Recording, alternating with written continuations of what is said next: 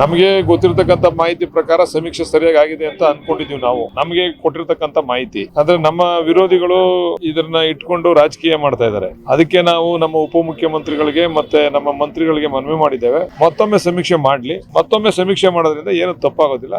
ಅದಕ್ಕೆ ಮುಖ್ಯಮಂತ್ರಿಗಳನ್ನ ಒಪ್ಪಿಸಿ ಮತ್ತೊಮ್ಮೆ ಸಮೀಕ್ಷೆ ಮಾಡಿಸಿ ಅಂತ ಹೇಳಿ ಮನವಿ ಮಾಡಿದ್ವಿ. ಭವಿಷ್ಯ ಅದು ಚರ್ಚೆ ಆಗುತ್ತೆ ಸರ್. ಮತ್ತೊಮ್ಮೆ ಸಮೀಕ್ಷೆ ಮತ್ತೆ ಇದನ್ನ ಈಗ ಅಂಗೀಕಾರ ಮಾಡ್ತಾರ ಅಥವಾ ಹೇಗೆ ಸರ್? ಅಲ್ಲ, ಅದ್ರ ಬಗ್ಗೆ ತೀರ್ಮಾನ ಇನ್ನೂ ಆಗ್ಬೇಕಲ್ಲ. ಅವ್ರು ನೆನ್ನೆ ಎಲ್ಲ ನಮ್ಮ HK ಪಾಟೀಲ್ ಹೇಳಿದಾರಲ್ಲ, ಲಾ ಮಿನಿಸ್ಟರ್ ಹೇಳಿದ್ದಾರೆ, ಇನ್ನು ಹಲವಾರು ಬಾರಿ ಚರ್ಚೆ ಆಗ್ಬೇಕಿದು, ಸಾಧಕ ಬಾಧಕ ಚರ್ಚೆ ಆಗ್ಬೇಕು, ಜನಗಳಿರ್ತಕ್ಕಂಥ ಗೊಂದಲ ನಿವಾರಣೆ ಆಗ್ಬೇಕು. ನಿವಾರಣೆ ಆಗ್ಬೇಕಾದ್ರೆ ಇನ್ನು ಮರು ಸಮೀಕ್ಷೆ ಮಾಡೋದು, ಬೇರೆ ಬೇರೆ ರೀತಿಯಲ್ಲಿ ಅದನ್ನ ಅಧ್ಯಯನ ಮಾಡೋದು ಅವೆಲ್ಲ ಮಾಡ್ತಾರೆ. ಅದಾದ ನಂತರ ಒಂದು ತೀರ್ಮಾನ ತಗೋತಾರೆ. ಮನೆಗಳಿಗೆ ಬಂದು ಸಮೀಕ್ಷೆ ಮಾಡಿಲ್ಲ ಅನ್ನೋದ್ರ ಬಗ್ಗೆ ಕೂಡ ಚರ್ಚೆ ಆಗ್ತದೆ. ಅದನ್ನೇ ನಾವು ಹೇಳಿದ್ದು. ಅದಕ್ಕೋಸ್ಕರ ಈ ಒಂದು ವಿರೋಧ ಪಕ್ಷಗಳು ಮಾಡ್ತಾ ಇರ್ತಕ್ಕಂಥ ಆರೋಪಕ್ಕೆ ನಾವು ಏನಾದ್ರು ಅಂತಿಮವಾದಂತ ತೆರೆ ಎಳಿಬೇಕಲ್ವಾ. ಅದಕ್ಕೋಸ್ಕರ ಮರು ಸಮೀಕ್ಷೆ ಮಾಡಿಸಿ ಅಂತ ನಾವು ಮನವಿ ಮಾಡ್ತಾ ಇದ್ದೀವಿ. ಸರಿ ಸರ್, ಅದನ್ನೇ ವೈಜ್ಞಾನಿಕವಾಗಿ ಮಾಡಿ ಅಂತ ಹೇಳ್ತಾ ಇದೀವಲ್ಲ ಸರ್. ಅವಾಗ ಸಮೀಕ್ಷೆ ಮಾಡಿದಂತ ಸಂದರ್ಭದಲ್ಲಿ ಯಾರಿಗೂ ಕೂಡ ಈ ಅವೇರ್ನೆಸ್ ಇರಲಿಲ್ಲ. ಈಗ ಅವೇರ್ನೆಸ್ ಕ್ರಿಯೇಟ್ ಆಗಿದೆ. ಅವೇರ್ನೆಸ್ ಕ್ರಿಯೇಟ್ ಆಗಿರೋದ್ರಿಂದ ಮತ್ತೊಮ್ಮೆ ಸಮೀಕ್ಷೆ ಮಾಡಿ ಅಂತ ಮನವಿ ಮಾಡಿದ್ವಿ. ಬಹುಶಃ ಅದು ಫಲಿಸ್ತದೆ ಅಂತ ಅನ್ಕೊಂಡಿದ್ದೀವಿ. ಒಪ್ಪಿಗೆ ಪ್ರಶ್ನೆ ಅಲ್ಲ ಇದು.